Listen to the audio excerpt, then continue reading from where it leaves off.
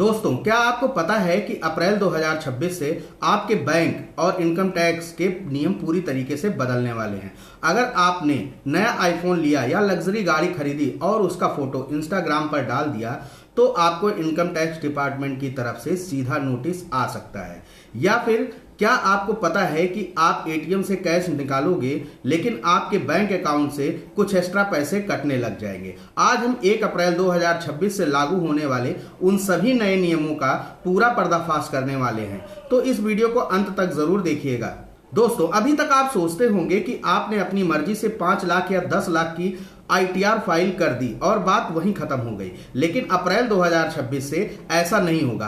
अब income tax department के पास ये अथॉरिटी है कि वो आपका बैंक स्टेटमेंट तो देखेगा ही देखेगा, साथ ही वो आपके सोशल मीडिया और ईमेल आईडी को भी ट्रैक कर सकता है। नए इनकम टैक्स एक्ट 2026 के मुताबिक अथॉरिटीज आपके डिजिटल फुटप्रिंट्स पर भी पूरी तरीके से नजर रखने वाली हैं। मान लीजिए आपने आईटीआर भरी 7 लाख की, लेकिन इंस्टाग्राम और फेसबुक पर आप 60 लाख की लग्जरी गाड़ी या यूरोप और मालदीव्स के ट्रिप और फोटोज डाल रहे हैं, तो ऐसे में इनकम टैक्स डिपार्टमेंट आपके बैंक स्टेटमेंट और आपके सोशल मीडिया अपलोड्स को मैच करेगा। अगर आपने ट्रिप और गाड़ी का खर्चा बैंक से नहीं दिखाया है तो माना जाएगा कि ये ब्लैक मनी या कैश का इस्तेमाल किया गया है और सीधा नोटिस आपके घर आ जाएगा। साल 2026 में आपका सोशल मीडिया अकाउंट अब आपका एक टैक्स डॉक्यूमेंट बन चुका है। अगर आपको लगता है कि आपका अकाउंट प्राइवेट है तो बच जाएंगे, तो जान लें कि आपकी ईमेल आईडी से लिंक्ड ड्राइव या आई क्लाउड के जरिए भी सरकार फोटो और डेटा ट्रैक कर सकती है।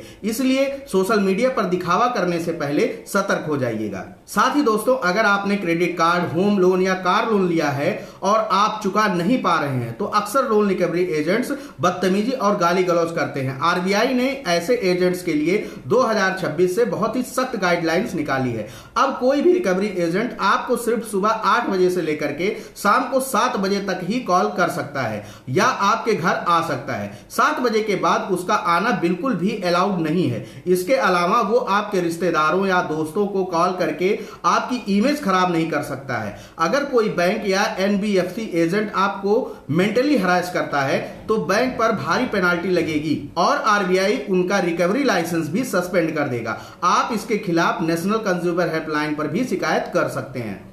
साथ ही अगर आप कैश में डीलिंग करते हैं तो 2026 के लिए नए नियम जान लीजिए। अब हाई वैल्यू ट्रांजैक्शन जैसे गाड़ी खरीदना, शॉपिंग मॉल में भारी खर्चा करने के लिए पैन कार्ड मैंडेटरी कर दिया गया है। अगर आप 1 साल के अंदर अपने सेविंग अकाउंट में 10 लाख रुपए से ज्यादा का कैश डालते हैं या निकालते हैं तो बैंक सीधे इनकम टैक्स डिपार्टमेंट को रिपोर्ट करेगा। यह नियम पूरे साल के कुल अमाउंट पर लागू होता है। इसके अलावा अगर आप 1 लाख रुपए का क्रेडिट कार्ड बिल कैश में भरते हैं तो भी आपको नोटिस आ जाएगा। रियल एस्टेट में प्रॉपर्टी रजिस्ट्री के समय अगर आप 2 लाख से ज्यादा के कैश का लेन देन करते हैं तो भी आपको 100% पेनाल्टी लगने वाली है। यानी आपने 3 लाख रुपए कैश दिया तो आप पर 3 लाख रुपए का पूरा जुर्माना लगने वाला है। 10 लाख से ऊपर की एनईएफटी या आरटीजीएस पेमेंट के लिए भी आपके पास इनवॉइस या ईमेल पर पक्का प्रूफ होना चाहिए। अब बात करते हैं कि एटीएम और यूपीआई की।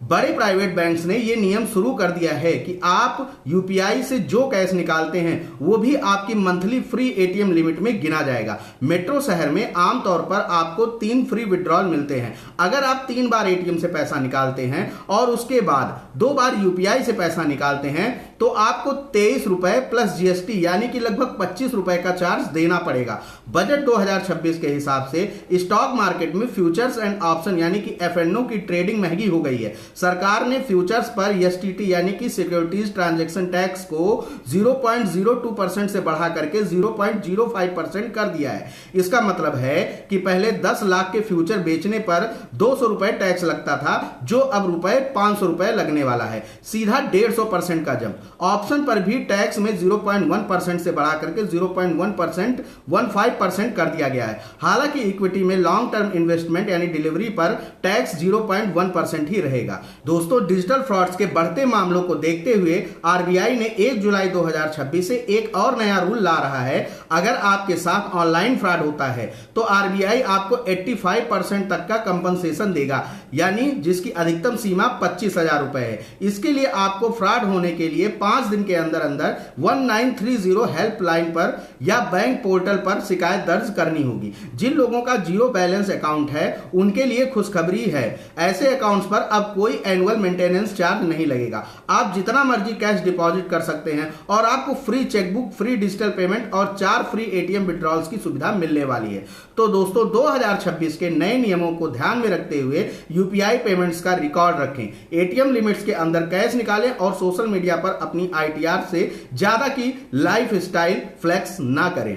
इस वीडियो को अपने दोस्तों और परिवारों के साथ शेयर करना ना भूलिएगा, ताकि उन्हें भी अपने राइट्स और इन बदलावों के बारे में पूरी जानकारी मिल सके। साथ ही साथ चैनल को सब्सक्राइब करिएगा और बेल आइकन को दबाना मत भूलिएगा और हमें इंस्टाग्राम और टेलीग्राम पर फॉलो करना मत भूलिएगा। मिलते हैं आप लोगों से किसी नेक्स्ट वीडियो में, तब तक के लिए नमस्कार।